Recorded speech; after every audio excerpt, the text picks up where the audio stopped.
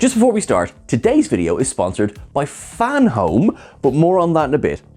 Hello everyone, Happy New Year, Happy 2025, and Happy New Season of Star Trek, even if, for now, we're just starting with a long trek, and of course later on this year we're going to be getting Strange New Worlds as well, and at some point we'll get Starfleet Academy, but I think that might be the following year, but I'm getting ahead of myself.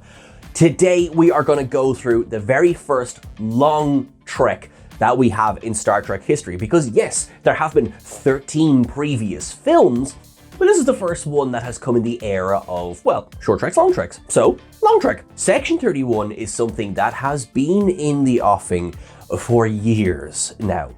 It's almost as old as Discovery itself, which of course aired in 2017.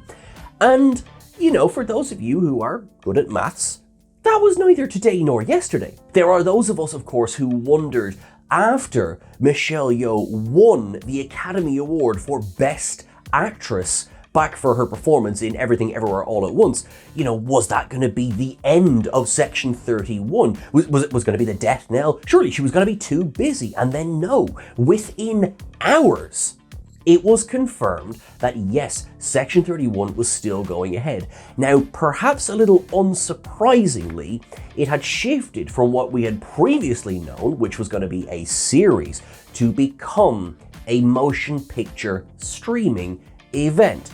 I vividly remember reading the announcement going like, do you know what? I will take it. Because this could have easily been the end of it, and yet here we are. Before I even go into the ups and downs, I do want to give a shout out and say, there's some deep cuts in this film. But to get to those deep cuts, let's go through the ups and downs.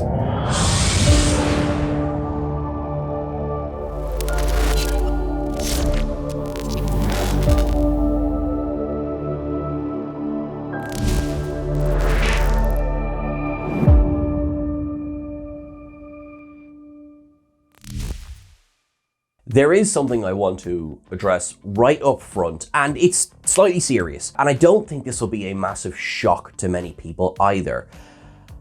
I have my trellium down for this film. It's Fuzz, but specifically, it's the choice to play Fuzz with that accent. Playing Fuzz with such a deliberately stereotyped Irish with a capital O in the beginning accent feels so reductive. It was a very poor decision, I felt, on the part of the film. This is by no means directed at Sven Roigrok. And the reason specifically for that is because this feels like he was told 2 minutes into filming, by the way, do that Irish. I have no way of knowing that. I was not there on set. But what has happened is that quite clearly he was not given sufficient time to work with a dialect coach to do an Irish accent. Now, where I want to be fair, Irish is a difficult accent to pull off, and I know there are many of you out there in the internet land who feel they can do it, and perhaps need a little bit more work, and that's fine. Think of the depiction of the Irish in Star Trek.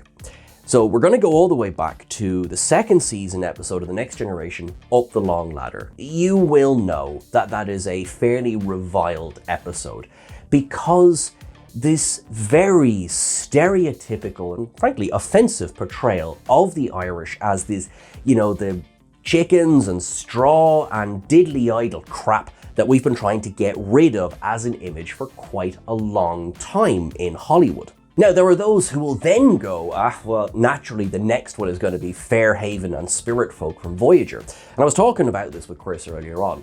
I find those less offensive because they are a deliberate storytelling choice to play the postcard version of Irish, which is a false, you know, romanticized version of Ireland.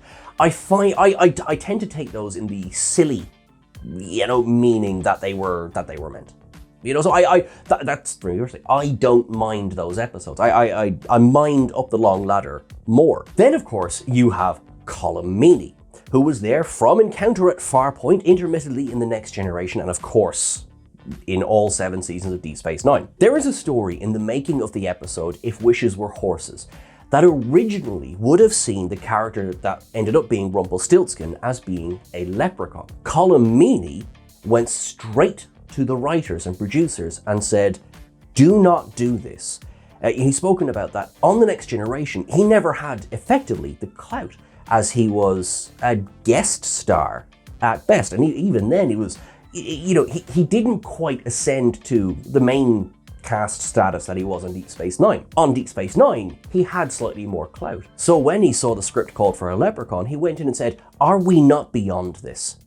Have we not done better in Hollywood? We have been trying to get rid of this stereotyped nonsense version of the Irish for years now. And thankfully, they listened and they changed the character. And over the course of 7 years, particularly on Deep Space Nine, we got a normalized, realistic depiction of an Irishman. In Star Trek Picard, Orla Brady played Laris, and I was delighted when they allowed her to just be herself as Laris. She was Irish, but it wasn't a part of the character. It wasn't something like, oh, we must lean into this. No, she was just Irish. She was just a normal person, as we tend to be, or whatever I look like as normal. In section 31, it seems as if we have gone so many years backwards, because every single line depiction is teeth-gratingly delivered in a way that feels aimed at pissing off the Irish. And I don't understand it. I do not understand the logic behind this. So for me, unfortunately, it made every scene with fuzz in it very difficult to watch. I've made that point now, and I wanted to do that now because I didn't want to be like every time he was on screen go down, down, down. Because again, I don't feel that's fair on the actor either. As I say, as I record this, I do not believe that this was a choice made by the actor in the moment. I might be wrong. We will find out as the making of this film goes on. But this, to me, was simply too big of a misstep by this film to not address up front. Now, right. Okay, come on, let's discuss the film itself. The first up that I'm going to give this long trek is simply the fact that it exists. Because as I was talking about in the intro there, it has been coming for so long, there has been chopping and changing and this and that we got anything at all is a positive thing. I like the fact that there was the mirrored logo for Paramount and the mirrored ident for Star Trek as well. And I want to give a special shout out and an up to Jeff Russo for the score for this film. Overall, I really enjoyed it. I really do like the Mirror Universe theme that they went with for this film. I find it hit or miss when you open on a quote. Sometimes it's perfect and sometimes it's cheesy as all. I think this leans more into the positive side. So I do want to give an up for the Aeschylus quote that says, "Fate that makes the sword does the forging in advance." And this, I'm not going to lie to you and say I was very familiar with the works of Aeschylus. No, but in my research, he was, denoted the father of tragedies, and was well known for writing about the themes of hubris and about, in life, the unjust not getting their punishment. This very much on brand with the idea of Emperor Yeoh, effectively living in a world where she carries the sins of what she did. And how exactly does one go on in the future bearing that weight upon them? It is then no surprise to me that we go from that quote into the backstory of Yeoh. I will give a down just to the text, the Terran Empire. I sort of got that. I felt it was a bit redundant. And then a lot of this scene is an exposition dump, which is, it does affect the pacing, but I do want to give an up to Miku Martineau, who in this short scene, I think really captures this divided nature of doing what one believes they has to do. You know, I'm not going to say that one has to kill their family. In fact, I'd really rather you didn't, if it's all the same. But in the context of the Empire and ascending to, you know, the Emperor-ship-dom? Ascending the throne. Yeah, and she sells the tragedy of this. We maybe perhaps spend a little too long on telling the story of her great love as opposed to reacting to the fact she's just murdered her family. But, you know, actually, this being the Terran Empire, I'm not really as bothered by that. What is wrong with me? If you thought that was bad, I'm actually going to give an up to killing her family, because it shows that this film means business. You know, when your point of view character is as evil as we know Emperor Giorgio to be, you can't just talk about evil. You know what I mean? You know, it's like, oh, well, they did this. Isn't that very terrible? On with the plot. It's like, no, you got to deal with that, because they did do these things. And the choice to depict them, I feel, is a strength in this film. It is a part of the film in relation to the character of Giorgio that they got right. And I will say, they didn't get a lot more right. And you know what I'm going to say right now is I'm going to just pause for a second, because I want to say thank you very much to Fan Home. It's here, the new Fan Home collection is here. You know how lost I've been without opening a new Starship once a month. Yes, I know, I've got a problem, but I've spoken to my doctor. Once a month is fine. Fan Home is the licensed collectible publisher that's producing high quality die-cast Star Trek ships that you've seen in recent Star Trek. Here I've got the USS Titan A and the USS Stargazer from Star Trek Picard. Now they're issues 1 and 2. Now let's start with the Titan. So, okay, so we've got the magazine first. That is a nice size there, I have to say, because when you collect as much as I do, these things do tend to build up. So actually, I do prefer the smaller size. Lovely high quality renderings there as well, which are directly from the show. Do like this, Connie, I must say. It really grew on me. Okay, all right, very nice. Now let's have a look at the model itself. All right, that's the quality I would expect and hope for from this collection. Right, we've got the nice see-through bussard collectors. We've got the blue on the nacelles there. The Aztecing is nice on this. That is gorgeous. Lovely deflector dish going on there as well. All right, that one came out of the box swinging. Oh, I like that one. You can start your collection today by clicking our link in the description of this video. Yeah, seriously, these are awesome. Okay, lovely. Obviously, I'm going to take a little bit longer to go through and have a proper look through all of this, but I'm excited to show you the model as well. Oh, there's lots of detail on this one. Again, look at the Aztecing on that. Look at how detailed that is. Lovely lettering. So we've got the red bussard collectors, which, if I'm honest, is my preference. I do like the red ones, to be fair. So we got a nice plain base there. Okay, I'll pop that in. Nice and simple like that. And there we go. And that sits quite nicely. Now, let me just pop this here. Yeah, I quite like that, not gonna lie. Fan Home are going to give TrekCulture a model a month. We are going to be doing giveaways on the channel, so keep an eye out for that. Most importantly, make sure that you are subscribed on YouTube to be in with a chance of winning your very own beautiful Fan Home model. So thanks to Fan Home for sponsoring this video. Start your collection by clicking the link in the description below. Seriously, these ships are awesome. I can't wait for next month's issue. With the arrival of San and the rest of the Empire, if you like, and of course a very familiar ship, I do want to throw to the fact that I'm going to discuss a bunch of this in the Citation observations as well. What I will say is that, you know, we spoke about this earlier on, myself and Chris, and we just kind of went, I really would have liked to have known more about this contest to become the Emperor. It is interesting that there is no birthright in terms of becoming the Emperor. Well, as we know, I mean, go back to Mirror Mirror itself. Maybe not Mirror Mirror, but At least things like In a Mirror Darkly, crossover, Rising to Emperor is done by effectively murdering your superiors. So I do like that idea. I like that idea. What is wrong with it? You'd know it was late and I'm having coffee. I do like that idea. And it is something that if we are to see a sequel, it's something I'd like to see explored a little bit more. Not the contest itself, so to speak, but how the contest came about.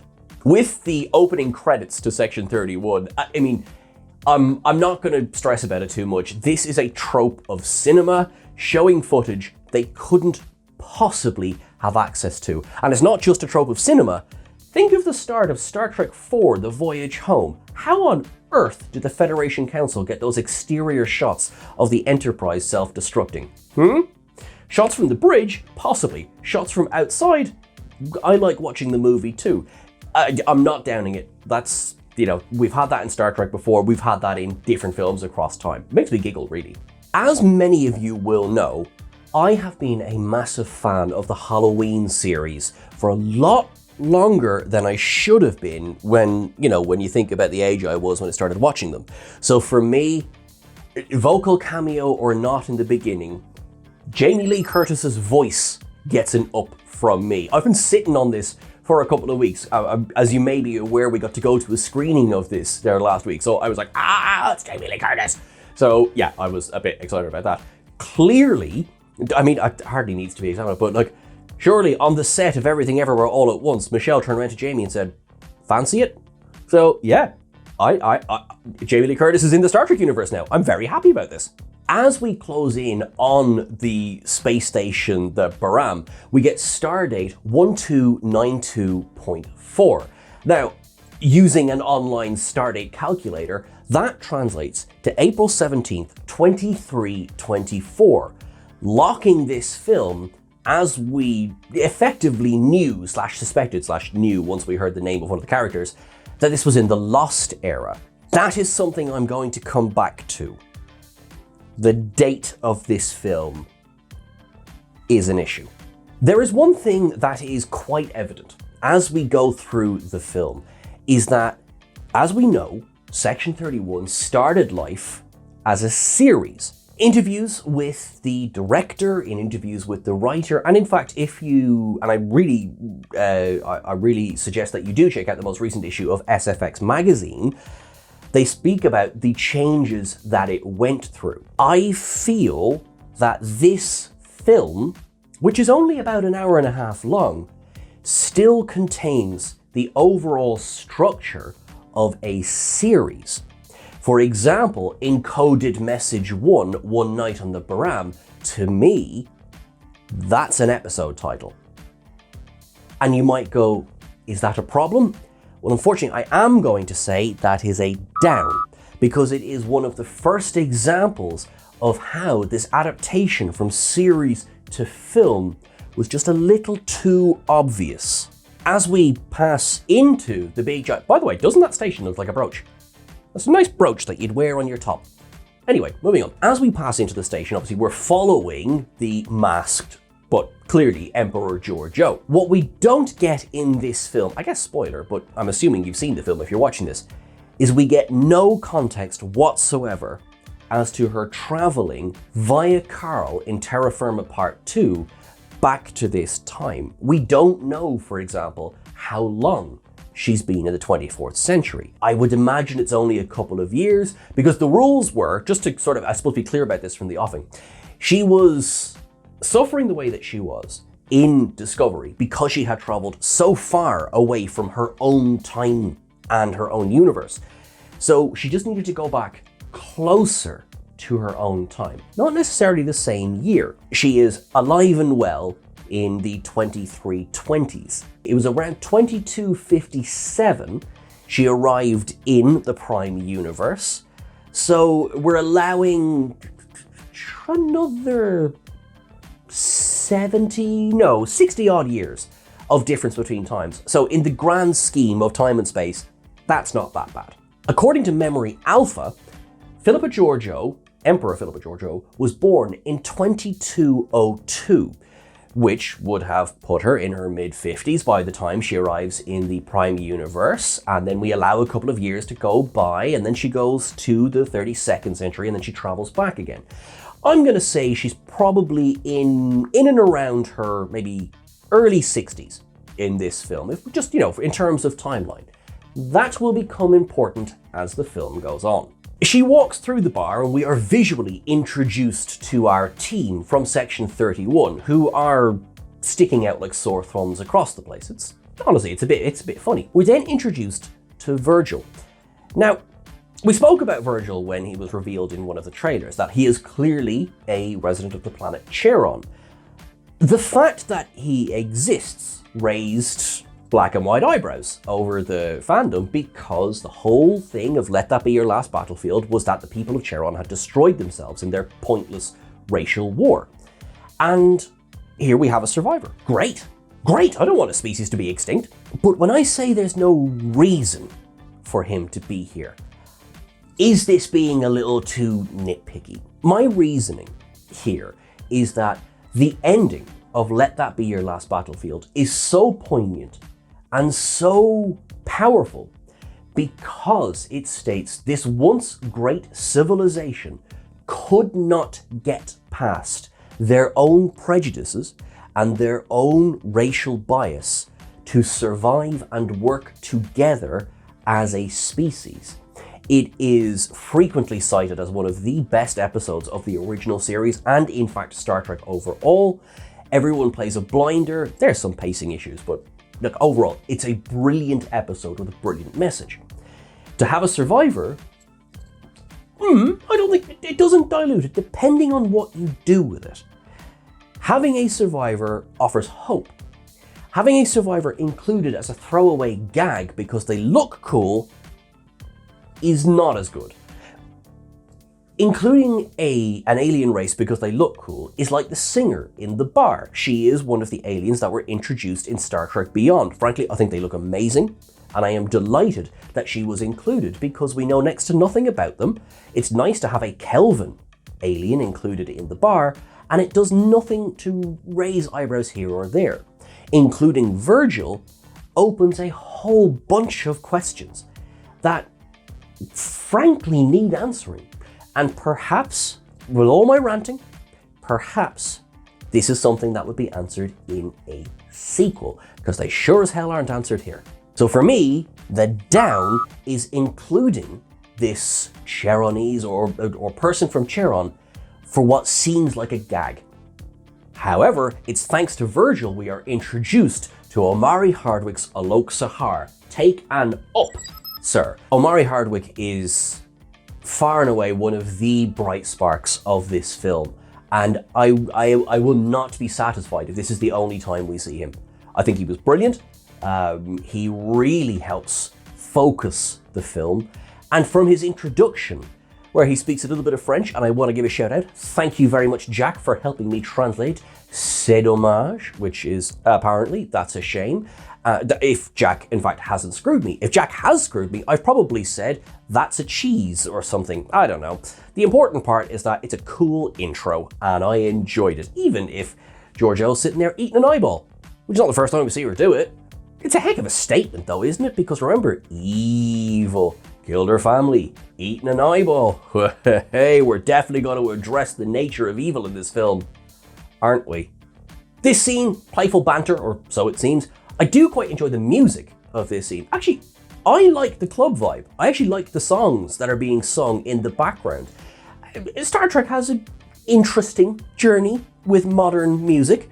You might only have to ask people about how they feel about Beastie Boys Sabotage when you think about how Star Trek's relationship with modern music is. I quite liked it. I would not be adverse to a soundtrack release. So I'm giving an up to that.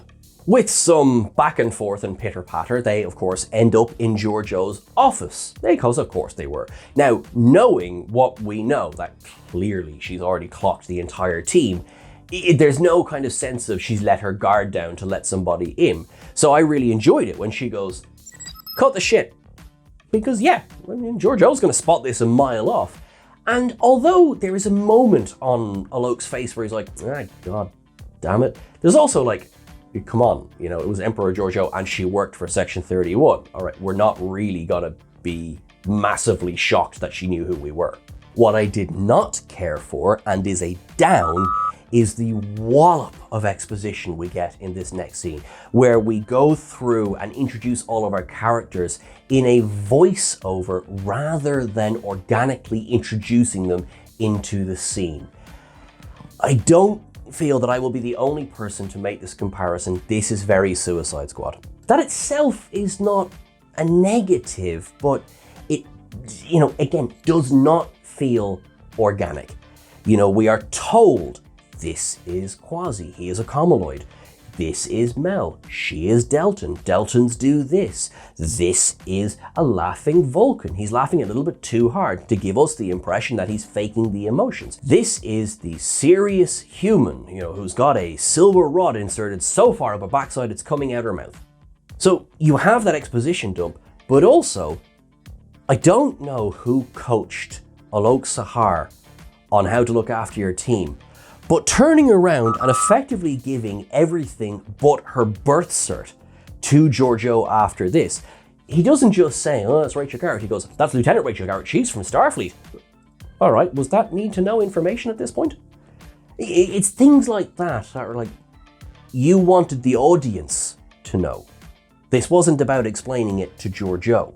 This leads to Alok trying to convince Giorgio to join his team. You know, we get the setup for the plot. It's going to be a big weapons sale. It's all very, very bad, and we don't really want it. And there'll be lots of ruffled feathers and bloody noses. Michelle Yeoh clearly playing this, you know, for the back seats.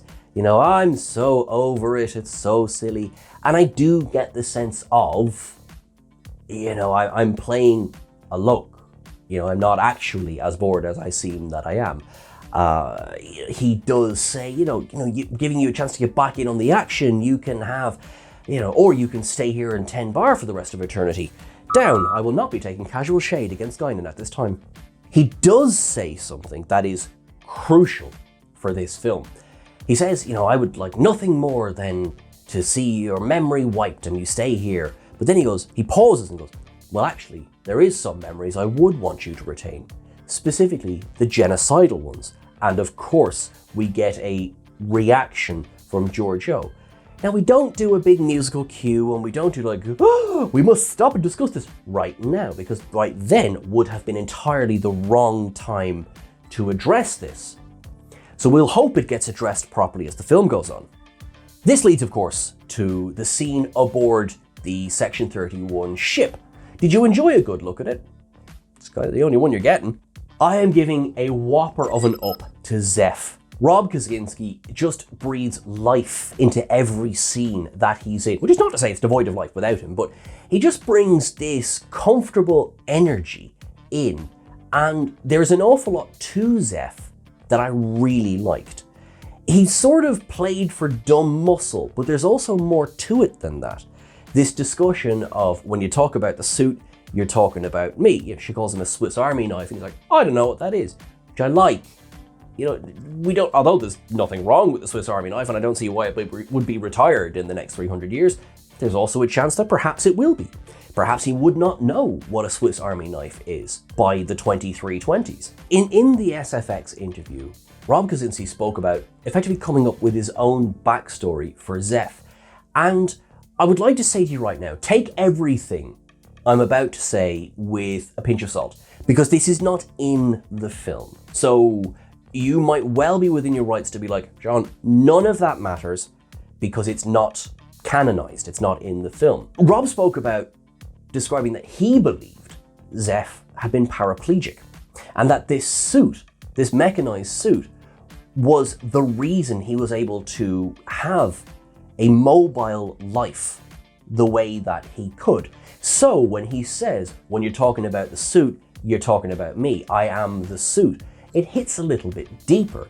As it is presented, he's a man who likes his mech suit. This idea of mecha dysmorphia, which is spoken aloud by Quasi, is very interesting. Star Trek has a patchy history when it comes to representation of disability on screen. Of course, we had Geordie LaForge and his visor. We had Pike after the Delta rays that put him in the wheelchair. We had the entire episode Melora of Deep Space Nine. And it's been very up and down. For where we can laud what was done with Geordie, other ones haven't sat as well. Sort of writing off a lot of Zeph's story, if you like, into he's got mecha dysmorphia. Okay, give us more. We currently live in an age where body modifications are a thing for obviously both elective and for, non-elective reasons. Sorry if that's the wrong terminology, non-elective, but what I'm trying to say here is that the idea of mechanical additions to bodies is a very interesting and I think very important conversation to have. So for it to be sort of presented as very flippant, I feel is a down. I feel it's a missed opportunity here. And especially because as the film goes on, we're not going to get an awful lot of chance to explore it more, not with Zeph's character. We get pretty much everything that we're going to get with Mel in this scene. A down for me is I wanted more Umberly Gonzalez. She gets a couple of lines and they're good, but it's very blink and you'll miss her.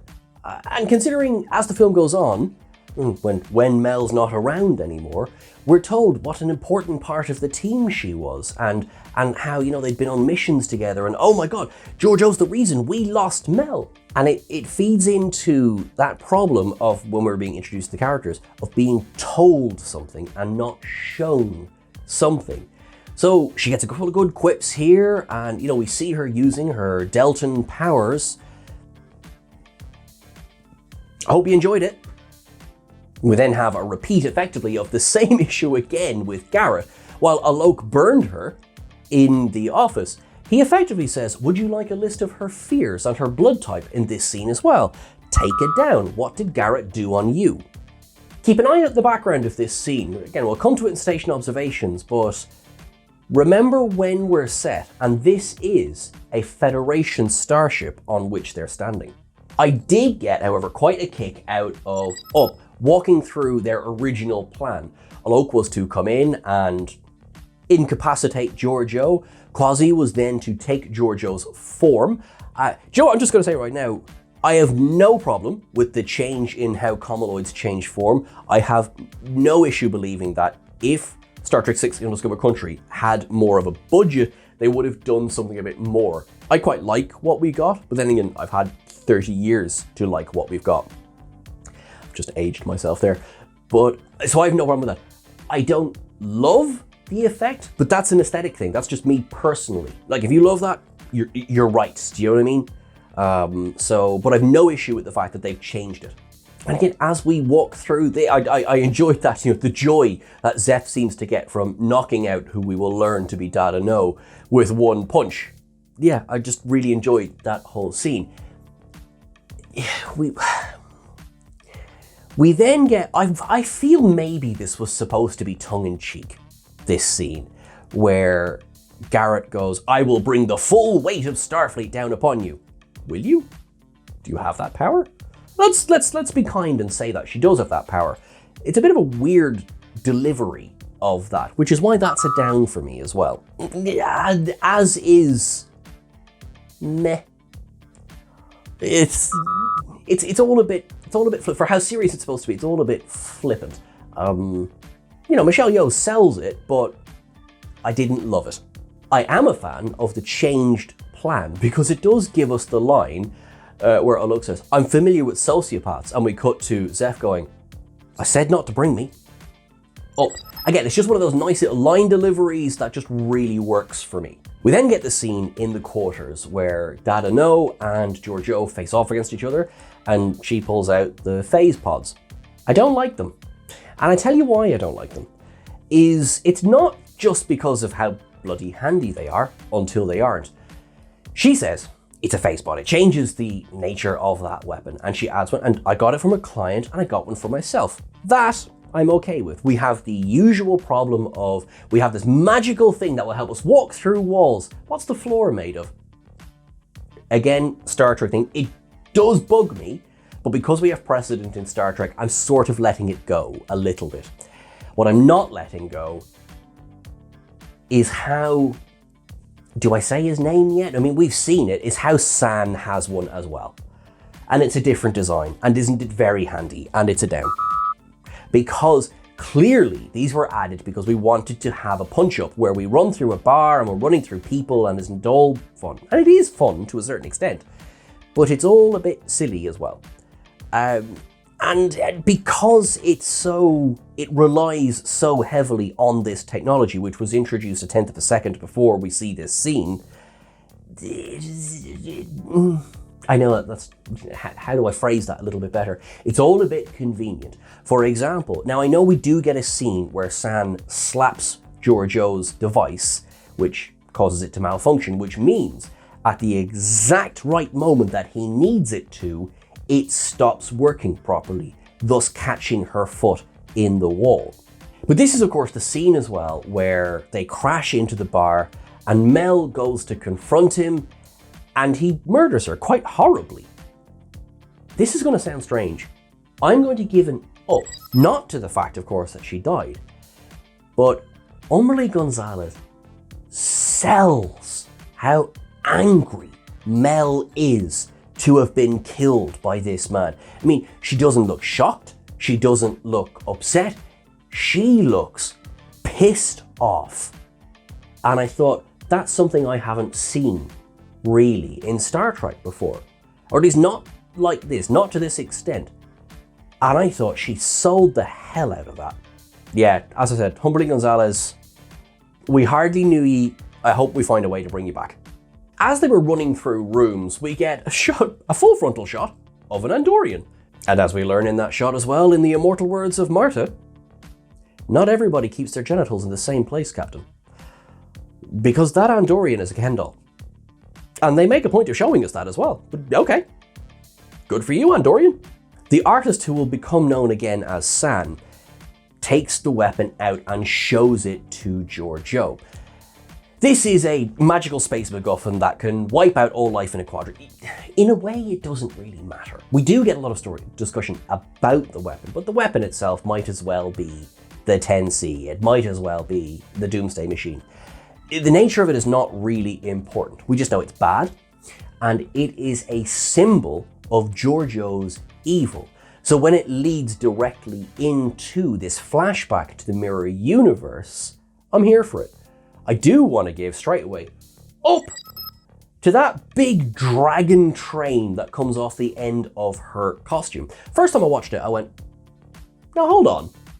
She was on her own. Why would she do that? But also, Emperor Giorgio probably would do that. It was like, I'm going to feel fabulous today. Do you know what?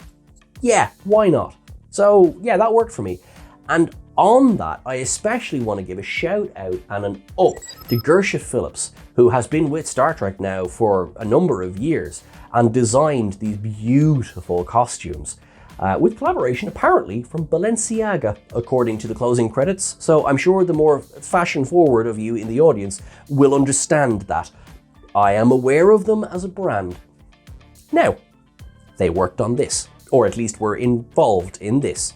So yeah, but yeah, big dragon hanging out the back of Giorgio. Why not? San walks in, holding, with a very steady hand, by the way. I notice these things. He holds up this completed weapon, says, oh, all of your scientists took their own lives after making it. You know, nobody wants to live in your universe. Aren't you a big, terrible person? Yes. Yes, Emperor Giorgio is a terrible person. She has created a weapon that will scorch Earth. Now, we get our exposition in a little bit, but this is bad. This is not a nice thing. You do not want to drop this in a creche or in a room full of puppies. This would not end well. It's a very over-the-top scene, and it does, I have to admit, it's one of the only moments of less than amazing acting that I really noticed in this film as well. It's so much so that I am actually putting it on the down counter. It's, I forbid you to die. I do have a couple of downs for this scene as well. One is that, oh my god, is San telegraphed? You know, was anyone wondering, even when he took the poison, was anyone wondering who was going to be under that helmet? For me, that's a down. And the backstory feels quite forced. We are two. You know, we are one. Yeah, but like, you did burn half his face off. You know what I mean? And this is just after murdering your entire family. It's quite hard to see the romance between these two characters. So it didn't work for me. Cut then to the Section 31 safe house on the planet that farts fire. We'll come back to that. Omari Hardwick, up for this scene. He plays this very, very well. I am, however, going to down. It's the eugenics wars, because there's a couple, it just raises a few questions. For example, if he left with Khan, which I'm not saying he did, but if he left with Khan, for example, that means he left Earth in 1996, according to the first spacey timeline. He was awoken then in the 2260s by Kirk and marooned on Ceti Alpha 5. How did he get off the planet? If so, how come he didn't tell his boss? I'm going to take it as a given that he wasn't with Khan. Okay. If he wasn't with Khan, how many ships left Earth? Perhaps many did. We don't actually know. It's not canonized that the Botany Bay was the only ship that left Earth. So, doors open, fine with me. If we are, however, going by the Strange New Worlds new version of the timeline, wherein Khan is still only a child in the 2020s, that raises more questions. So he definitely says 20th century, and you know, he becomes augmented as he grows up a little bit by Geary, who is the warlord who destroyed his village. And so if that's the case, where on earth was he? Because in the OG version, the eugenics wars were said to really take place in the Eastern Hemisphere. This is bolstered by episodes of Voyager like Future's End, where they go to the United States in 1996 and everyone seems absolutely fine. Then you have the version of Picard where Project Khan, which is timestamped 1996 on that folder that Adam Sung holds, okay, then feeds into Strange New Worlds, which has Khan as a child in 2020. So it's all a little bit, or 2020s, it's all a little bit confusing timeline-wise. So confusing that it took me right out of the scene. I would absolutely believe in that George O's, oh, you're 350 years old, figure of speech. In the same way that, like, you're 30 odd, or you're 40 odd. That can be anything from 30 to 39, 40 to 49, do you know what I mean? So that, I'm less worried about that, because if he was 350 years old, that would put it, unless you knew his exact date of birth, that would put it around the 2350s, which it can't fit timeline-wise. It's all a bit headachy, isn't it, when you try and keep track of these things? I have a notepad, and I'm struggling to keep track of these things. So, yeah. We then get what is so clearly the end of an episode, or something that was included for the trailer alone, which is effectively, gather the team, we're going to need every one of them. And it is in the trailer. But if this doesn't feel at the end of an episode, again, series to film. Coded Transmission 2, The Godsend, or as I like to call it, Episode 2, The Godsend. Down. So the Section 31 ship is hovering over this safe house with something that is, I know it's not programmable matter, but why is the ship rippling like that? You know, if you think of the Section 31 ships that we saw in Discovery, they didn't have cloaking devices as much as they had projectors that, made the ship look like it was an asteroid.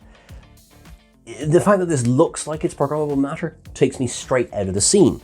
That's a down.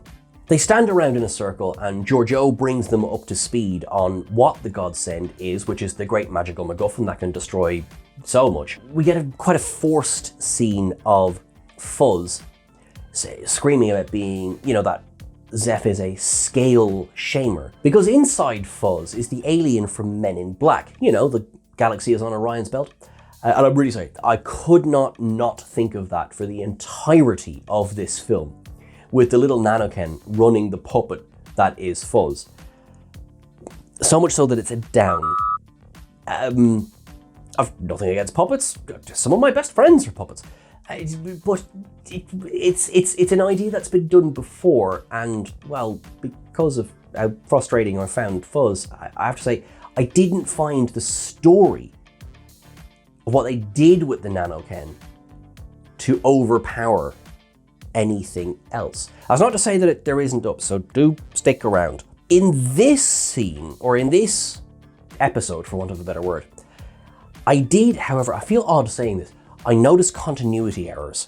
For example, when Giorgio is telling the plan and we are down on the surface, we see her, gesturing toward her, new team. Then we get a pan out wide shot where Alok is speaking, but if you look, it's clearly replaying that scene where Giorgio is delivering her lines. And it's not the only time that it happens either. I am going to consolidate the continuity errors into one down. There are a couple more, and when one considers how long this film was in production, it does stand out a little bit. Now, please, I do want to stress, this is not me having a go at the editor. It's not that at all. It's little things like this, which should have been caught, weren't, and have made it into the broadcast version. This is a film a lot of people have been waiting for a long time. That's disappointing. Dada no. It's all a bit colloquial, isn't it? And doesn't sell the heaviness of any of the piece, which is why Dada no is a down for me. It just feels a bit too light, considering, right, he's not a Terran, but he's from the Terran universe, from the Mirror universe, and, weapons of mass destruction gonna come over, live here forever. It's all just kind of played for a bit of a joke, isn't it? Thankfully, we do get the scene where, Giorgio says, my own war council tried to depose me. Do you know what I did to them? And suddenly he's talking, and it starts to work. That scene picks up after that. He does reveal that there must be a mole there because someone on their team must have given his buyer the information. Cue a nice big explosion and we lose the nice bridge. I mean, we get 3 different bridge sets in this film, not including the safe house set as well, which I suppose isn't a bridge set. But yeah, this was a nice one. I was sorry to see it go. It does lead to a kick-ass fire stunt though. Yeah, that's an up. Seeing that stuntman walking along on fire. Thumbs up from me. Love that. Then we get our It's a Mole scene, and usual thing, we're kind of straight away start battling each other, and Quasi and Zeph say, we've been on 10 missions together, well you're the mole, and Giorgio, I think quite straightforwardly says, if I was the mole I would have killed you all already. Yeah, fair enough. We get I feel this was tongue-in-cheek. We get the line delivery, I'm Starfleet, as though that's automatically, oh well, you can't possibly be a bad person. How dare we infer that you might have been. Here, have a cookie. And it was a bit like, okay. And unfortunately, it doesn't help that it's another continuity error scene, because Zeph reacts by going, oh, did you feel that wind of righteousness going by? I'm paraphrasing. And then in the wide shot, we see Zeph doing the exact same gestures. It's clearly that scene from a different angle. So, anyway, I've already downed that. If I wanted to be liked, I'd get a dog. Very forced. Down. At this point, the team has to split into 2 because, of course they do. Every team has to split. But it's smart. It's keep people in your eye line. They do discuss it. So, we don't just get I walked into the next room. There's a bit of that, but I feel it's handled okay. And I do want to give a shout out to Sam Richardson, who is very good in this film.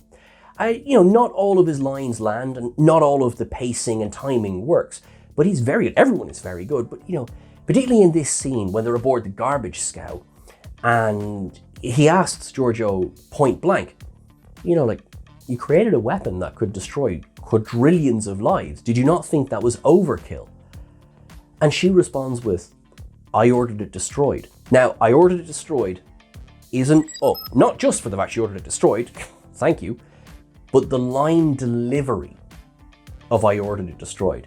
There's this very puzzled look in her face, the way she says it, as though for her, the fact that she ordered it destroyed was the end of the story. I cannot give enough props to Michelle Yeoh. Every story behind this film is that she is the reason it exists. Because I will be, like I alluded to at the start, I would be honest to be like, well, you know, when she got the Oscar, I thought that was it. You know, they're never going to keep her. And not because, you know, she would be, oh, very disrespectful to Star Trek and, oh, Jesus, I'm beyond that now. No, not that at all. Just presumably she was going to be too busy. And then when I saw it went from series to film, before I knew the details, I kind of in my head went, oh, okay, that kind of vindicates that belief. But no, I was absolutely wrong, because every interview has stated this, but also some unofficial chats I've had as well support the fact Michelle Yeoh is the reason this film happened. And I cannot give enough thanks and praise to that. Thank you, Michelle, for ensuring we got more Star Trek. I mean, taking up Michelle Yeoh, but also my latinum up of the film is Michelle Yeoh, both for everything she's done behind the scenes, but also for her performance as Georgiou. I don't feel that this script does justice to the character, and I don't feel that this script does enough for us as an audience to identify with the character, which I will come to. I haven't, you know me, I've got plenty more to say. None of those problems are Michelle Yeoh. And she is the star of this piece. She does bring this film along with a swift pace, and you know, I'm incredibly grateful to her, and I bloody like what she does with it. So yeah, I wanted to highlight that. I also want to give an up to the fact that Kwasi doesn't let her off the hook. He says, "You didn't answer my question." We got Garrett, Alok, and Zeph back at the communications array, just kind of hanging around. And you remember when Zeph was this big, huge, muscly, mechanical guy? Yeah, it's good thing you turned on the silent mode, didn't he? Take it down. Stretching disbelief just a little bit farther. The fact that they can turn around and he's just gone, that wasn't a transporter. That was him tiptoeing out of there in something that sounds like moving a collection of pots and pans. As we learn, that same Zeph must use a silencer on his disruptor when he's firing at the part that's put back into the array. Yeah, it's the same down, but like, okay. The plot required us to not see Zeph for a while, so the silencer was turned on. And, you know, we cut to there searching for him, and I did debate whether or not to down this, but I am going to down the smartphone tricorders. So, 23-24. Tricorders will have moved from the old sort of blocky, handheld, over-the-shoulder ones that we saw obviously in the original series, but then right up into the movies. You know, by Star Trek 3, for example, we had still, not quite as blocky, but still as handheld, well, they're all handheld, but you know what I mean? This sort of, I'm going to call it a rectangle with a flappy bit. Yeah, you know the rectangle with the flappy bit. We're going to get to the tricorders of the next generation, which are about 30 to 35 years after this.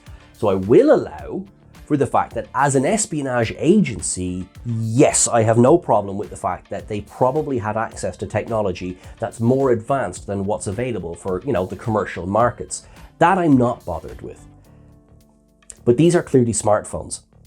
Do you know what I mean? As in, they are modeled very much on the phones that assuming you and I have right now. And it made the time a bit screwy. It took me out of it a little bit. I will give props to the sound effects. I liked that. I did like that. But yes, I liked the fact there was little L cars on it. Not enough for me. And also, you must think I'm such a grump. Why is the planet farting flames? Down. On this search for Zeph, we get a discussion which I actually quite enjoyed. It was an up for me. It was a discussion on the nature of tyranny, because Georgiou at this point is still defensive about, she describes it very well. It's, imagine being a monster infected with a conscience. And the deliberate choice of words, infected, as though she is angry to have any feelings about what she's done. That I find more believable than, say, this gradual, you know, realization of, oh, I did these terrible things and I feel very guilty. No, I don't feel that's the Yeoh that we got. It's more that this has been something done to her. Now, it hasn't, because she may be Terran, but she's still human at the end of the day. And as has been explored in the past with Terrans, although they are raised evil, you get this great discussion of nature versus nurture, don't you? For me, this is a crucial element to Yeoh's character. It is interrupted by finding the remains of Zeph, and swiftly, Garrett is implicated in his death. It's quite gruesome, actually, his body, and I feel the movie loses something when we lose Zeph. So, yeah, Rob, thanks for being in the film. I liked you. In the interrogation scene that follows, Yeoh swiftly assumes that Garrett and Zeph have been having a bit of mecha boom boom. And actually, she says, a lot of humans are into it. There's no shame. I like how sex positive Yeoh is. That's an up from me. What I do not care for is Chaos Goblin. And that's a theme, unfortunately, I do not like for the rest of this film. It's just a bit like, suddenly you are into chaos, aren't you? Right, yes, nothing about this had made us feel this in advance, but okay. We get access to the footage from what Zeph saw. Zeph is clearly being controlled by an external force and is clearly railing back against it and says, "We were your friends, why are you doing this?" To which Quasi goes, "Why would Zeph kill himself?" Down! Are you watching different footage? No, really, it's like, what? There is a horrid idea behind this as well. One that it's extra grim if you take Rob Kaczynski's backstory for the character, that he is a paraplegic man who is only able to move again thanks to the suit. To then have that suit that gives you freedom of life, freedom of movement, freedom of expression, to have it turn back against you and become the instrument of your death is a horrific fate for Zeph. In a scene like this, I almost would prefer that, he was just wearing the suit because he liked it. It somehow makes it less horrible if that was the case. But I feel Zeph is interesting enough to have his own episode, as I presume, I've no way of knowing this, but as I presume was originally the plan. Rob did a lot with what he got, to the point where I cared when his character died. It doesn't take long for them to realize that, what could control a mech suit like that? Well, hang on. Didn't Fuzz say earlier on that because of his microscopic nature, or at least very, very small nature, you'd be surprised at the places he could get into? Well, they talked about him infecting Dada No's augmented parts. Takes them a while to get there, but we got there in the end. And yeah, he controls Zeph. Effectively, Zeph becomes a bit of a zombie, and he does a bit of a runner, and he jumps over, and we get a really blurry chase against the VR wall. Down. It's just because it's so blurry, it's quite hard to see what's happening. Fine with the load being kicked off, Quasi kicking him. I'll be honest with you, Chris didn't love it. I was ambivalent. I get it though, yeah, show off some of Quasi's skills. We have Yeoh having a punch up with the puppet of Fuzz on this platform, and it's all a little bit filler, if I'm honest. And also, what's kind of sad is that Zeph's zombie body gets kicked off, and that's it. That is the last we see of Zeph in this film. This was so meant to be a series. Yeoh does this cool trick where she effectively fires the platform up into the sky, and it hovers there. I thought it was going to go up and come back down again, but no, it hovers there in the sky, and we then get, because this has been 5 minutes, we get another exposition dump. Why would Fuzz know any of the information that he seems to be partial to when he's talking to Yeoh? Why would he tell her any of this information? We find out through Fuzz what we already knew, really, was that clearly San is the buyer. But we find this out because Fuzz tells us, and once again, the movie is telling us information instead of showing us information. Down. It seems like this, and we're about halfway through this thing now, where I think we're kind of into the sort of the final section almost, where you're starting to see the cracks in the script. where you know we're missing scenes at this point, that we're meant to flesh out these characters, that we're meant to give us more time with them, and crucially, for us to feel something about them. I mean, did you feel something when Fuzz turned out to be a traitor? I didn't, and we'll put aside my own issues, obviously, with Fuzz. I wasn't drawn to the character at all. I feel like Rob Kaczynski brought something to Zeph that wasn't really there as presented. The same a little bit with Mel. And it's scenes where we are racing through character reveals and information, and we are not being given a chance to breathe. And at this point in the film, it is hurting the overall product. Saying all of that, I did like the exchange when Fuzz is on Sans ship. Shout out for the origami La Sirena. That's a Chris joke right there, but I like that one a lot. He says, you know, the God's Send, where there's this whole conversation about, is it God's Send or God's End? Who knows? Jury's still out. Perhaps God's End. So Fuzz just goes, maybe when you're Emperor, maybe the first thing you can do is make the title a bit less confusing. Yeah, I'm with you on that one, Fuzz. The team back on the planet realise that, yes, they do have the parts to get this garbage scow off the ground, which is great, let's go. We've got Rachel Garrett on there, basically giving out about the thing. And I do like it, you know, George Otis goes, hey, being judgy never helped anyone. Being lectured on judging by, you know, this Emperor, this terrible person, yeah, right, I'll take it as an up. Aboard Sans vessel, who designed this ship? There's so many wide open spaces. There's plenty of room to have, a kickabout and a rough and tumble. Same kind of big dead space, which we are used to seeing, I guess, for a while now. It's a down from me. The garbage scow arrives and they jury rigs on tractor beams, and you know they've made it work, and I'm here for it. Works for me. The ship is as ugly as all sin, but sure, listen, not every ship needs to be beautiful. I like when they are, but they don't need to be beautiful. And the ship enters the Crescent Nebula and it begins chasing, and which leads to photon torpedoes. Photon torpedoes being fired at the garbage scow. And funny enough, do you know what my down is? Quasi, would you react to the fact that they're firing torpedoes at you? It's a bit like, they're firing torpedoes. It's a bit bad, isn't it? Yeah, well, trying to. At this point, it is a down.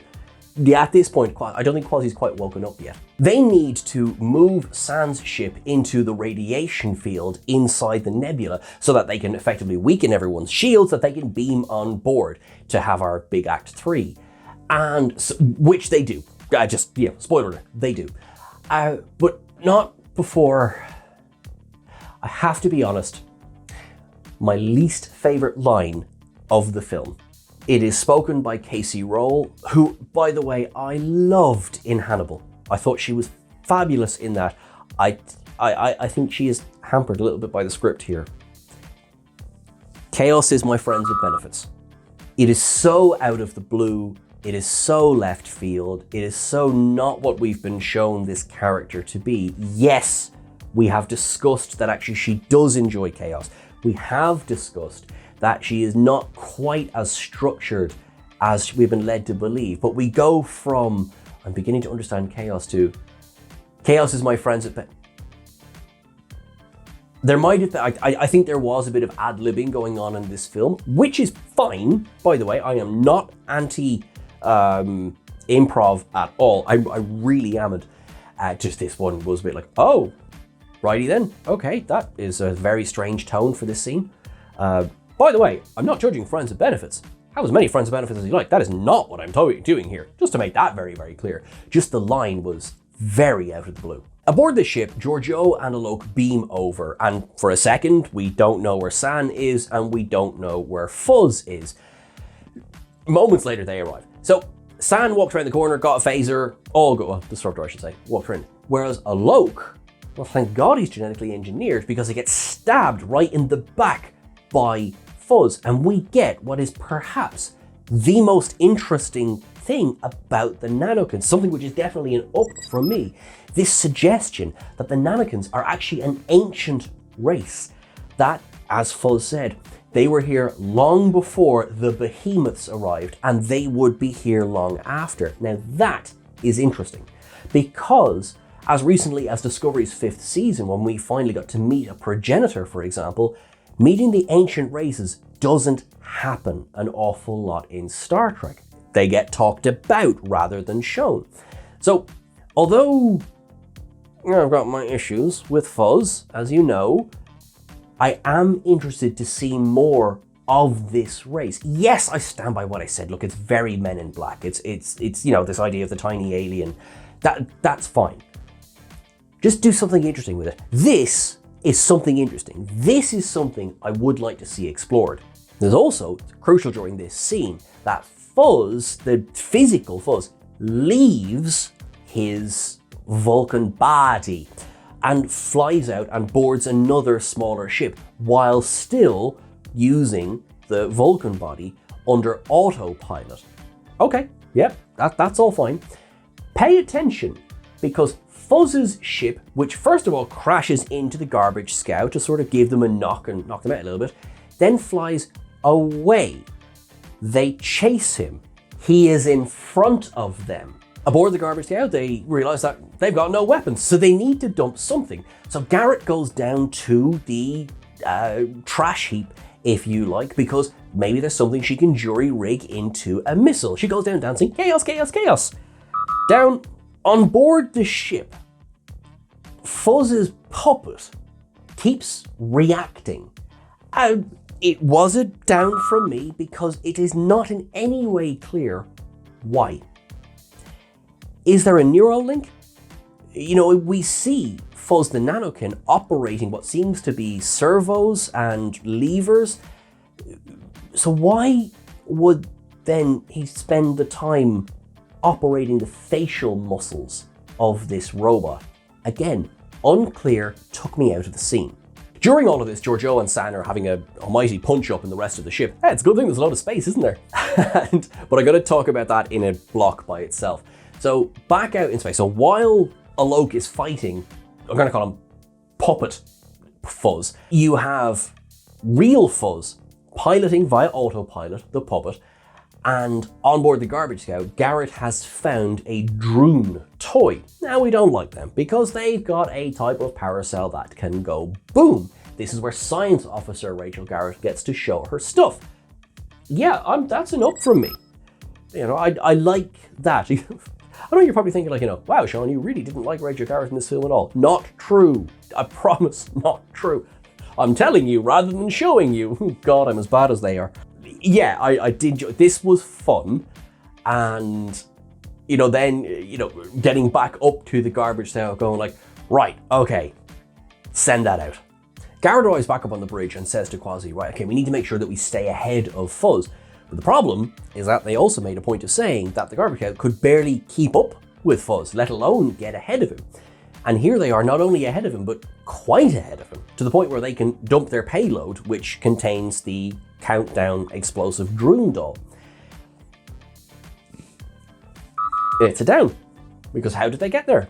And I'm left wondering that, rather than, you know, oh my God, are we going to get out of this? What's going to happen? It's like, no, how did they get there?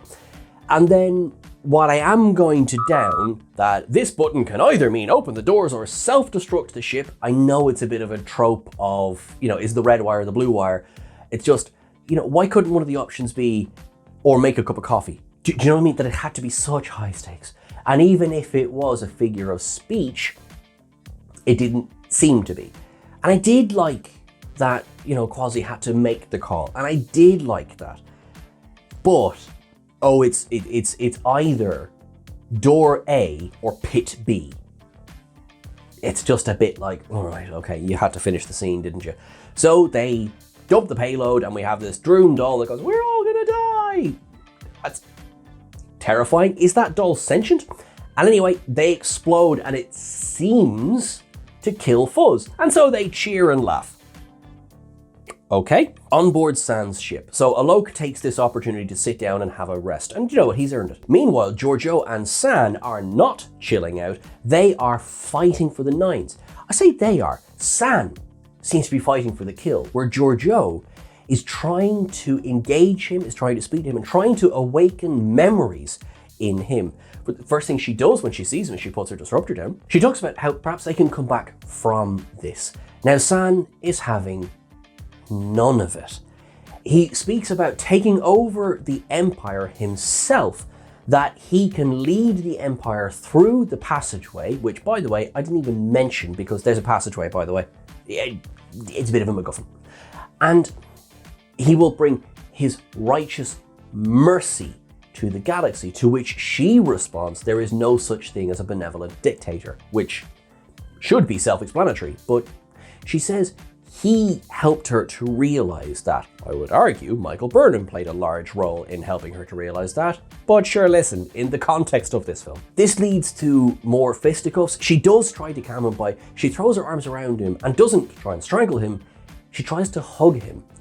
And there is an exchange here where the two of them are so distant, not in inches and miles, but in emotions, that this is not a concept that San is able to deal with. And if you like, we have Chekhov's gun in the form of the sword at the back of the bridge, which he does grab, and we get that horribly uncomfortable scene where he is trying to force the sword down through her face, and she grabs the blade, and it's horrible. There's blood running down, and it's there cutting her face open, and it's uncomfortable. I didn't like it. She then kicks his arm, and the sword flies up and stabs him in the neck. Down. It seems a bit neat, doesn't it? That was handy. Okay. And leading directly into the scene where I don't buy any of this, by the way, when he says, I still needed you, my emperor. Well, you did a very, very, very convincing attempt to kill her moments ago. Unfortunately, the emotion of the scene, all of it, did not work for me, because this character, which was introduced an hour and 25 minutes ago, although yes, Station Observations, the name of San has been heard before this movie, but this character really was just introduced to us now. The emotional payoff wasn't there.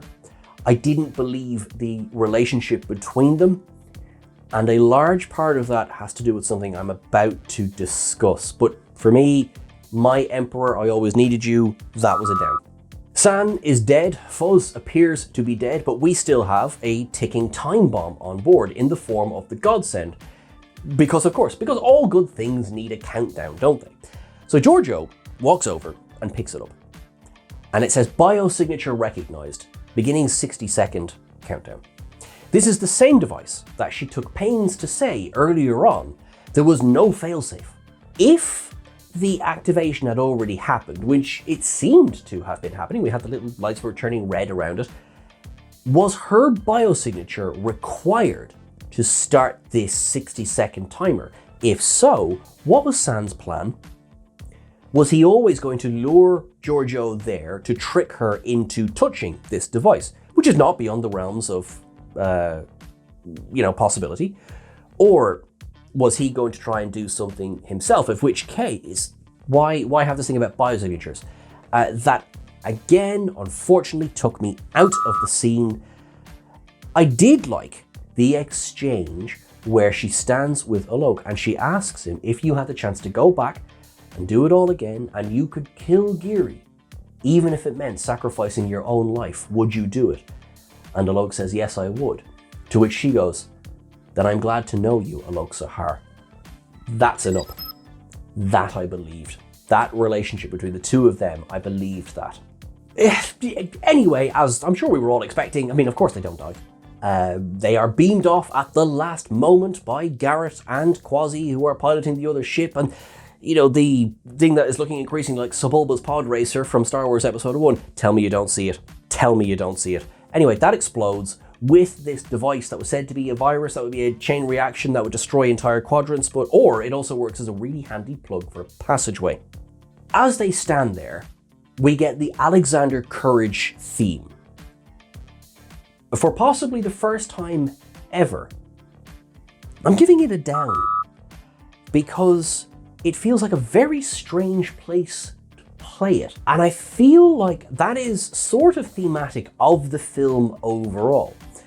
Where would you play the Star Trek theme in this film? I guess at a victory, right? But it felt very out of place. Perhaps if it had, if there was perhaps a more connected musical tissue throughout, it feels like, do you know what? Genuinely, I love the Discovery opening credits. I really do. I do, however, feel that the Alexander Courage theme is a little bit forced at the end of those credits. Do you know what I mean? It sort of comes out of nowhere. I feel it fits better there than it does here, because this really felt like, right, we're going to do it here. Okay then. So yeah, I hate to say I'm downing the Alexander Courage theme, but I actually am. Now we go to our final episode, our coda, or the final coda transmission.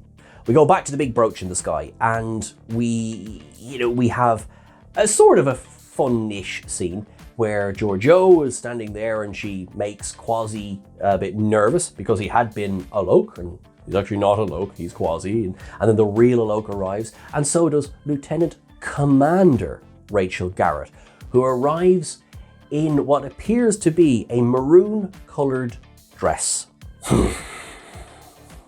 Right, let's talk about it. This film was set in 23-24, according to that Stardate converter I did. But yeah, we're in the Lost Era. Garrett's red dress is the closest to a visual cue to this period that we get. There is nothing in this film that puts us in that time period. I will, however, highlight the things that come close. Garrett's phaser, for example, when there's some good high-res pictures of it online. It looks like a sort of a hybrid of the Star Trek II The Wrath of Khan phaser, the Star Trek III phaser, and the Dustbuster that would appear in seasons 1 and 2 of The Next Generation. It does look like a bit of a hybrid of the three. You could believe it, if you like, being that kind of weapon. We do not get any sort of rank insignia, we do not get any Monster Maroon, we do not get the blue and green LCARs, which we would understand to be as part of that time period. I feel that there's easy ways they could have gone about doing this. For example, the USS Crazy Horse, which is that Excelsior class ship, which is effectively the taxi of the galaxy, could have been shown dropping Garrett off. Now, I will say that they do take pains to say that because of a treaty, which I'll come to in station observations, Starfleet can't cross the border. Okay, but is that a little bit of a cop-out? They had an opportunity in this film to show us a part of Star Trek history which we've heard about but never seen. They did not do that, in my humble opinion. I feel like this could be set in the same year as Discovery. This could be really set whenever they wanted around that time period. There is nothing particularly cluing it visually to, we have ships like the Enterprise B would have been the most recent Enterprise. The C doesn't launch for another few years at this point, obviously, because a certain Rachel Garrett will be in command of it. Not necessarily on launch, but you have that entire period there. This year we have Constitution class ships are still flying around. Literally anything, even a graphic, something like that would have helped to tie this down.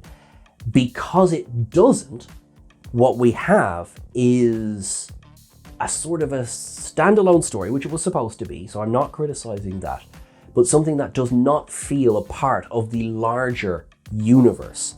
And that to me feels like a massively missed opportunity, which is why hearing this was going to be in the Lost Era, featuring Rachel Garrett as a character, and then really not delivering on any of those promises, that for us is why that is our trilithium down of the film. This scene where they stand around the table and Yeoh jokes that, she may slaughter them all. She's livening things up, and Garrett calls her, of course you're a bad bitch. I don't mind the colloquialism. It looks like I do. I don't mind the colloquialism. What I mind is, yeah, she is a very bad bitch. Yeoh has been repeatedly described as badass. What we do not get at any point in this film, in my opinion, is anything to justify why a genocidal emperor is being treated as anything other than. For example, missing almost entirely, apart from a tiny bit of archive footage, is any discussion of her trip via Carl, via the Guardian of Forever. We don't know when she was deposited in this timeline. We just know that she was, and that's fine. But we're then told that she sort of, made her base here on the Starbase and has been there ever since. Okay, so what has, if Star Trek does something well, it's redemption arcs. I mean, there's a bloody brilliant two-parter called Redemption. It is something they do very, very well. I don't feel that Georgiou has been redeemed. She is genocidal. And they make a point of saying that several times in this film. We have seen that in Star Trek Discovery. This is not something that, maybe it's not true. Her first scene shows her via the ISS Charon destroying the settlement, killing Mirror Sarek, Mirror Vok. She delivers on this promise of evil. And then we see her as a fully formed emperor in that season. And it is Burnham who forces this, at least attempt to slowly change. We see a bit of it in season 2. We see a bit of it in season 3 of Discovery. But it doesn't justify how they're all laughing at the end of this. Georgiou, at the moment, is not a character who deserves a happy ending. Look, Star Trek characters have killed, and they have done some not nice things, but they haven't committed genocide. And it's a discussion of the character of Georgiou that was happening when Discovery was airing as well. It's like, how do we do this? How do we depict this character who is so guilty of so much death and destruction? And if I'm honest, it is not something that the show did to a satisfactory level. They did at least address it. I will say that. As does Section 31, it addresses it, but it's done in a, yeah, that's bad, but we need to move on now kind of way. And I really do wonder, is this another victim of series to film? There are too many examples in the world today to show us just how bad genocide is. I mean, it's not something that should need explaining. You know what I mean? And I'm not going to go through and go, there's this example, this example, this example, because we know. So to celebrate a character with laughs and jokes about, oh, I might do it again, is a very poor taste to leave the film on. And, we were debating, does this become our trilithium down? Does this become our trellium down? How do we address this? This is something that you cannot ignore, because from the opening scene to the closing scene, it is something that is not satisfactorily dealt with. That is not to say I don't want to see more stories about this, but what I have to see, if I'm seeing another story, I have to see this addressed, because it is not addressed in this film. And therefore, the entirely, I presume, unintentional message being given off here is that everyone gets away with a spot of genocide as long as they help us out. We get our final cameo. Oh, we get to see Jamie Lee Curtis again, so that's taken up. Halloween fan, that's all great. She was so clearly not on set with the rest of them when this was filmed. It's quite funny, really. Why is she purple? Well, in the words of Data, not being a purple seems like a missed opportunity, so I'm happy with that. Why is there bits of metal on her face? There's absolutely no reason. Because it looked fun, I assume. Now, while obviously it's nice to see Jamie Lee Curtis, and I mean, it really, really is, I mean, the way the music swells around her, it's as though we're supposed to know who she is.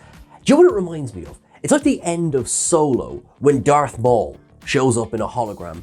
Now, the difference being, we all knew who Darth Maul was. Whereas, I know who Jamie Lee Curtis is, but we don't know who this character is. This whole film, in a way, I mentioned the Suicide Squad thing earlier on. It's a bit like Solo, isn't it? Because I suppose, where it falls in the timeline. It is a prequel. But, yeah. So, yeah, that was my thought process. Hello, Darth Maul Lee Curtis. You're looking well. I'm down to the Alexander Courage theme again. Why is it playing? It's playing as though we're supposed to know this character, you know? She says, you know, she is Control, which at this stage we presume is Control's like a title like 007. You know, it passes from person to person, which is the only, because there's no way they brought Control back, because, you know, the whole jumping to the future to ensure Control was destroyed. Yeah, so it's a job title. That's fine, that's great. But yeah, we're going to play the big Alexander Courage theme tune over that. All right, that's a choice. And then we get, you know, who's been to Turkana 4? Well, the Citation observations have been. And we get the end of the film, we get the station going to warp, and Chris will kill me if I don't include this. That's it down. Why is the station going to warp? And that's the end of it. I know it's very sudden, isn't it? I've plenty of Citation observations to go through, but that's section 31 of the film. I will give my final thoughts after Citation observations.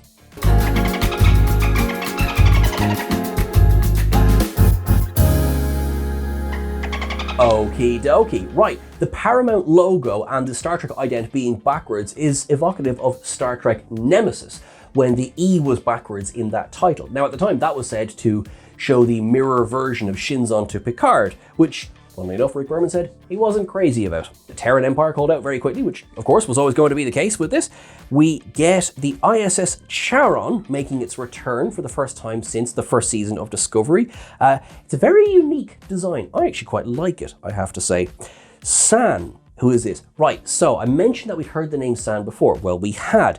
He was introduced in the episode Scavengers, but he was name dropped in the episode Terra Firma Part 2, where Giorgio says there was a person called San in her past.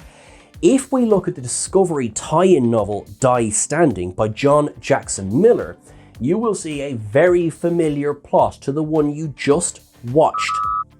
I don't know how copyright works when it comes to tie-in novels. I did have a look in the credits and I didn't see Miller's name in the credits, but I presume legalese Paramount owns the book, so they probably didn't have to include it. I would have included the name myself. The Section 31 comm badge shows up in those opening credits. We have, of course, reference to Control, who we all know and are absolutely terrified of.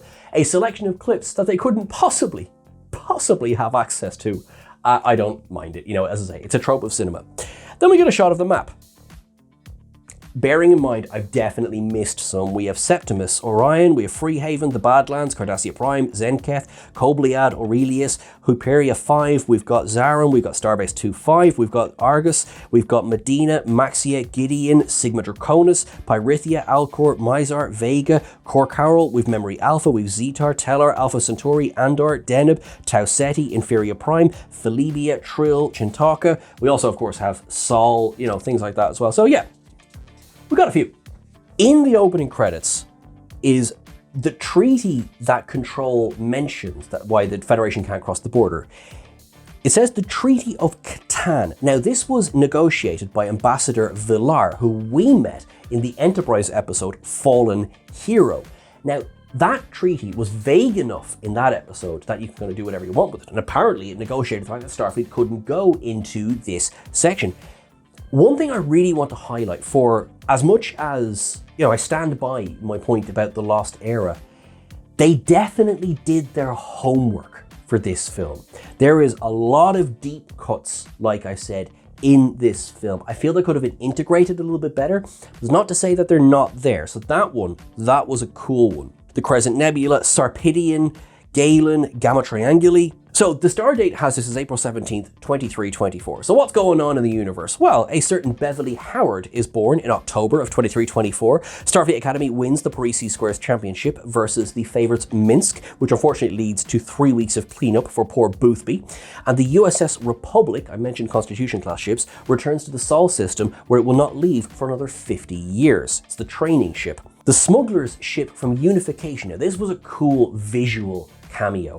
So that ship that is, you know, accidentally destroyed by Worf in Unification shows up, rather a few of them, sitting around that station. The alien from Star Trek Beyond, well, not the alien, but an alien from Star Trek Beyond, Virgil, who is one of the Charon, of course, was seen before in Let That Be Your Last Battlefield.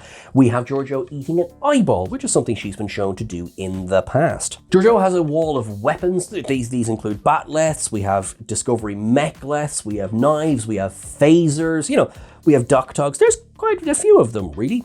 Now, Quasi is a cameloid. We last saw the cameloids in Star Trek VI: The Undiscovered Country. Martia, played by Iman, was introduced in that film. That was our sort of precursor to the Changelings. So I really enjoyed that. And in fact, in an interview with Sam Richardson, he said that he made sure that Martia's golden eyes were incorporated into the character of Quasi. Giorgio highlights the fact that he's green-blooded, which we saw when Kirk punched Martia in Star Trek VI. Mel is a Deltan who were of course introduced in Star Trek the Motion Picture with the character of Ilia and brought back again in Picard Season 2, the opener The Stargazer. And of course we know the fact, walking honey trap. I like that description. Reference to the laughing Vulcan, which is our first sign that something's a little bit off about Fuzz. And of course, the serious human is Rachel Garrett, who we all know as the ill-fated captain of the Enterprise C. Staying on the station and tending bar for eternity feels like a deliberate call out to a certain Guinan. If I'm being very kind, perhaps the fact that Fuzz's accent was so dreadful, and poor Sven Roygrok, who is a South African gentleman, he seems very, very nice. I don't want to direct any of this against him. Listen, you only need to see some of those earlier episodes to be like, Irish, difficult accent to get right. Maybe that's what they were going for here. On the Section 31 ship, you get sort of Elcars, and they're sort of in the right period. And it's, they're red as if it's red alert, so I'll give them that. But it's a little bit. I will give them the fact that it looks kind of right, and it should be blue and green, but sure, listen, here we are. Dadano, who is said to be a Deltan as well. Now, it's supposed to be selling this to the Minosians. There's a little bit of an issue here. Okay, so the Minosians were introduced in the first season episode of the Next Generation, The Arsenal of Freedom, where the Enterprise D went to the planet of Minos because they had lost contact with the USS Drake. We had the Echo Papa weapons, which were introduced, which were said to have wiped out the Minosians. Timeline-wise, I think we're okay here. It doesn't specify when the Minosians were wiped out in that episode, just that they had been. What they were not was on Minos Corva. Minos Corva gets name-dropped a few times in Star Trek The Next Generation. For example, Chain of Command. Gul Madred really wants to know about Minos Corva, you know what I mean? And, yeah, there's also a quote, now it's only in text, the Minosians said to have taken part in the Ursul-Rope, I hope I pronounced that correctly, Ursul-Rope Wars. And yes, that is from The Next Generation as well. Like I said, they did their homework for this film. Zeph references Latinum. Rachel Garrett, who in fairness is speaking ahead of this happening, says Starfleet does not do assassinations. Well, it's a good thing she sort of bit the bucket before Cisco came along, and, well, I'm sure some people liked Senator Vreenek. Mel delivers the immortal, don't get your prime directives in a bunch. I quite liked that. I would have liked some more Mel. The phase pods, it's the same issue that we saw in the next phase. The walls are nothing, but the floor is quite solid. And as I say, because there's precedent, I'm not going to lose too much sleep over it. We see a naked Andorian, played by David Benjamin Tomlinson, who we've had on the channel, who's lovely, who you might recognise as Linus from Star Trek Discovery. The weapon wall, we have another Star Trek 3 phaser, there's a DAC tag on it. Skipping ahead to the Emperor's clothes. Finally, we see those mirror universe clothes that Emperor Giorgio was introduced in back in season 1 of Discovery, which I really, really like. Alok's backstory is, obviously we're evoking Space Seed here, the eugenics wars, Khan. We have both Space Seed and, of course, Strange New Worlds Tomorrow and Tomorrow and Tomorrow. We are obviously not sure where it fits in the timeline. We had a look as well. He's not one of those augments from Enterprise either, because he said he slept for a long time. He might have slept as an embryo. Who knows? I'm not one to judge. The ship rippling like it's made of programmable matter. Again, as I said, it's probably not programmable matter, but visually it makes us call out to that. On the bridge of that Section 31 ship as well, we got TOS era noises. We have an ion storm passageway, so again, very evocative of the original Mirror Mirror episode. Mirror Mirror, I guess. And the Halkans. Another another planet that was on that map. Once we start using the tricorders, we do hear that Next Generation era tricorder noise, which I really, really liked. I've mentioned already that Garrett's phaser looks like a hybrid of the Wrath of Khan phaser and the later Dustbuster phaser, the vaguely timely Elcars, like I've said as well. Now, we do get a bit of it seems like a deliberate joke where Fuzz starts naming his kids Trip, Trip 2, and of course, well, Trip the third would be Charles Tucker, who served as engineer aboard Enterprise. Interesting family connection there, but all right then. Section 31 is a place for officers who bend the rules, never quite breaking them until they do. Well, I mean, I guess like genocide against the changelings does count as breaking rules, but that would sort of be on trend for Emperor Giorgio. The whole fight aboard the platforms in that VR wall is very Star Trek Into Darkness, which feels deliberate. Origami La Sirena, as we said. The entire idea of that garbage scout is very Malon from Star Trek Voyager, isn't it? So, yeah, and again, feels deliberate. We're going to dump all of the rubbish out into the radiation for it to dissolve there. Yep, I'm on board with that. The Bridge of Sands ship, very wide open spaces, like the, completely evokes the design style of Discovery as well. And Giorgio's sword, of course. So it must have been mass produced, because this is a sword clearly thematic. It's the one she burned Sands' face with. We did, however, see her stab Lorca with that big sword in Discovery Season 1. She then left the sword behind her, which exploded aboard the ISS Charon. However, as I said, who's to say there wasn't more than one? So, not the end of the world on that one. I did have a bit of a giggle at one point where Giorgio, throws her arms around San and says, "San, we can come back from this. Remind me of the 76th rule of acquisition. Every once in a while, declare peace. It confuses the hell out of your enemies." I'm sure it wasn't deliberate, but like I said, San's ship. Sebulba's Pod Racer, Episode 1. Anyone? Just me? Okie dokie. The Alexander Courage theme tune, of course, plays a couple of times. Here's something new. Quasi can change the color of his eyes, which seems to be unique because Marcia couldn't. Because when you look at a Loke, or who you think is a Loke in that last scene, he's got his normal eyes. And we don't see Quasi pause to go, let me just take this contact lens out. Lieutenant Commander Garrett is wearing a maroon-colored dress, feels deliberate. When Wisp walks out, it's not really an Easter egg. I had just I was quite busy talking about the nature of genocide. When Wisp walks out in, not Fuzz's body, but in Sven Roigrot's body, and starts speaking, this feels, listen, to all my friends in the southern states of America, can I just say, I know how you feel right now. I really know how you feel right now. Jamie Lee Curtis arriving as Control. The theme tune plays again. And of course, the reference to Turkana 4, while a variation of the original series theme plays, Turkana 4 being the failed colony where both Tasha and Ishara Yar were born and grew up. Tasha got out, whereas Ishara didn't. And who are two characters that were joined in The Next Generation? Tasha Yar and Rachel Garrett.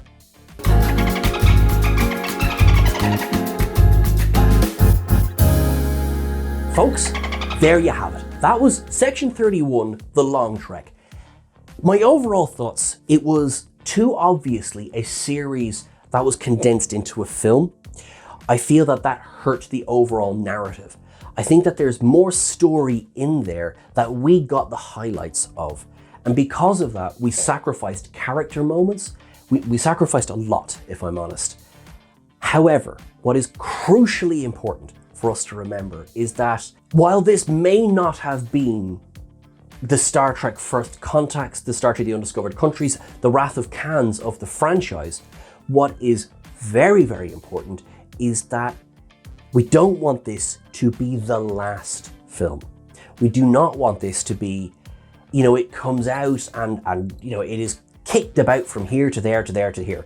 Because then why on earth would Paramount take another punt on a Long Trek? And I am being direct with you here. I am being straight.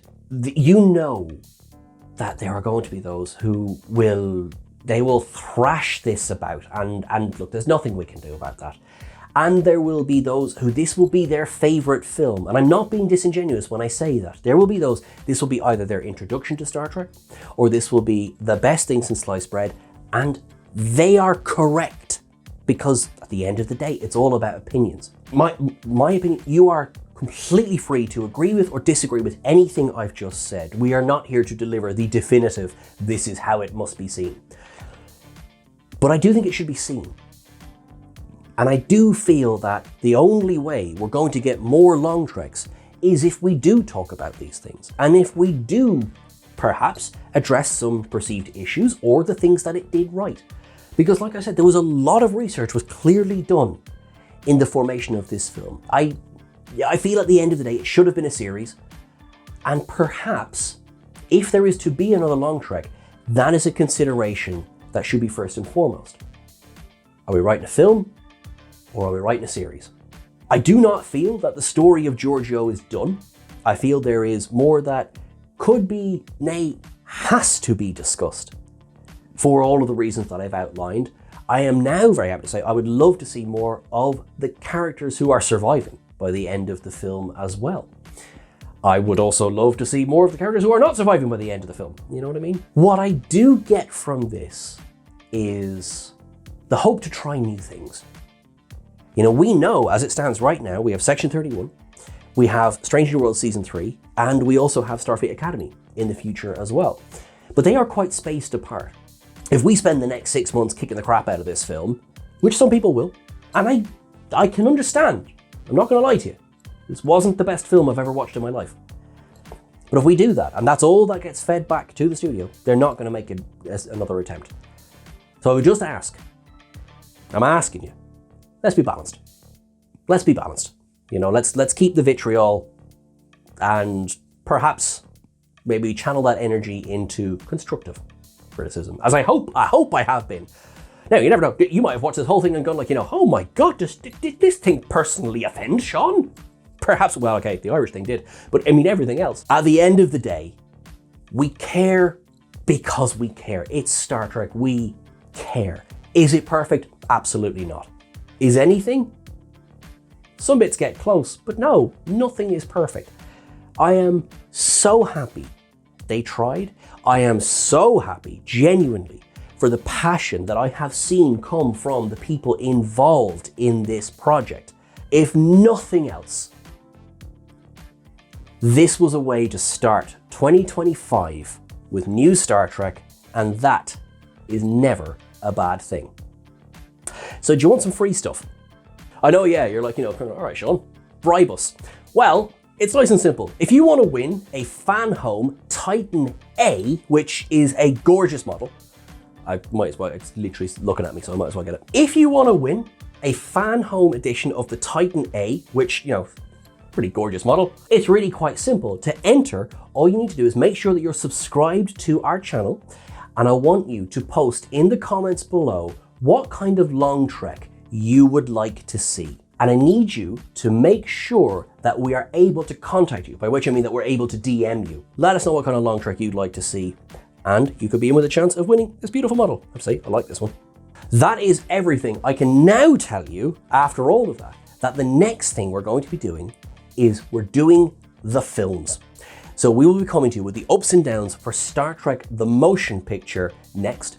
Now, you might go, but Sean, you already did that one. We did do a comparison between the original version and the remastered edition. So this will be a straight ups and downs. So I hope you're looking forward to that, because I'm really looking forward to starting this film series. It's something that we've been asked about a lot, and we're finally getting started, and I'm really, really excited. So we're starting with the motion picture, and we're going to run right up through the rest of the film series with maybe a surprise in there.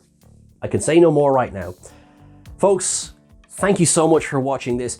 Will you please give a massive thank you to Chris, who's had to edit. I think I've sent him about 2 hours of footage. I thank you so much for everything you've done. I'm shattered saying it, and I know I'm going to have done a fraction of what he's done on this. So hopefully he'll have left in this bit at the end, because he deserves his flowers for this one. Folks, thank you so much. You guys are awesome. You're wonderful. Live long and prosper, and I'll see you soon.